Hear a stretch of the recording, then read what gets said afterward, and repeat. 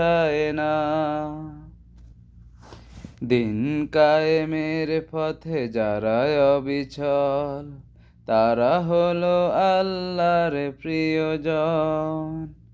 বাতিলের কাছে যারা হার মানে না, সংগ্রাম করে যায় আমরণ।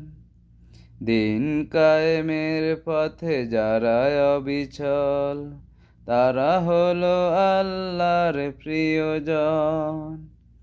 বাতিলের কাছে যারা হার মানে না, সংগ্রাম করে যায় আমরণ।